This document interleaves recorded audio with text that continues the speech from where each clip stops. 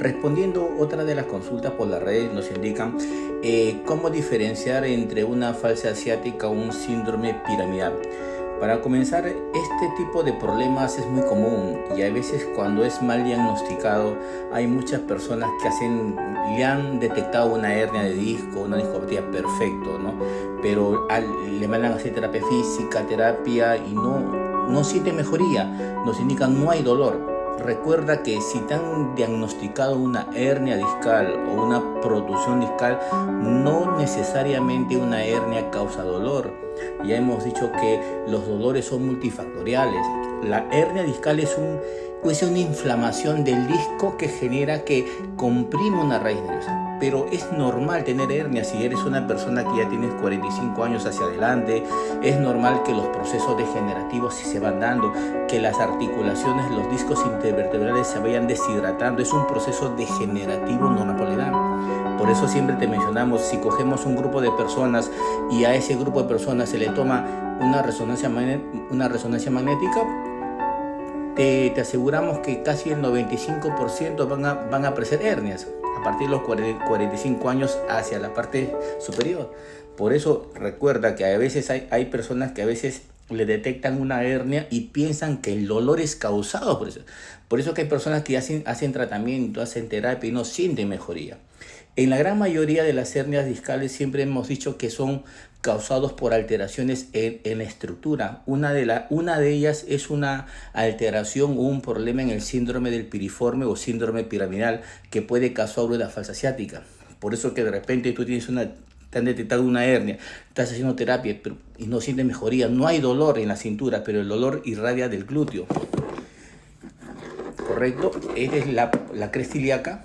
El síndrome piramidal es un pequeño músculo que estabiliza la articulación coxofemoral con la parte pélvica y el sacro. Es una pequeña banda, ¿correcto? Y debajo de esa banda muscular pasan las terminaciones nerviosas.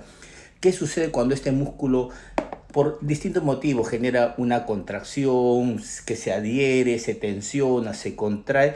Va a generar que presione las terminaciones nerviosas que salen de la parte posterior.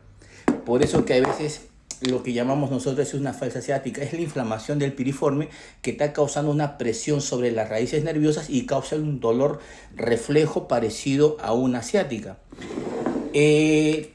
Síntomas, por ejemplo, los síntomas mucho más comunes es que el dolor va a aparecer a nivel de la parte del glúteo. Tengo una maqueta, te voy a enseñar. Acá, en esta parte de acá. Cuando hay un síndrome piramidal, el problema nace en esta zona. Se contrae, presiona los nervios y el dolor se dispara por la parte posterior.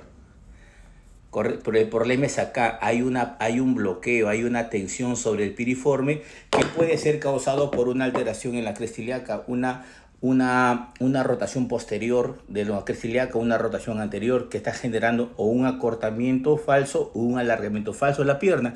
Y ese desequilibrio, ese desnivel va a generar va a generar un desequilibrio en la estructura.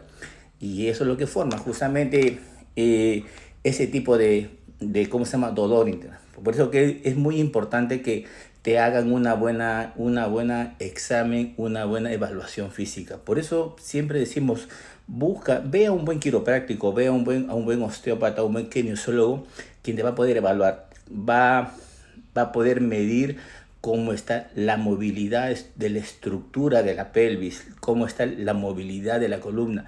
La columna vertebral es como un mecanismo. A veces cuando ese mecanismo se altera, es como siempre decimos, cuando esas vértebras o pelvis se mueve, se bloquea o esos pernos se desajustan, eso es lo que genera el dolor.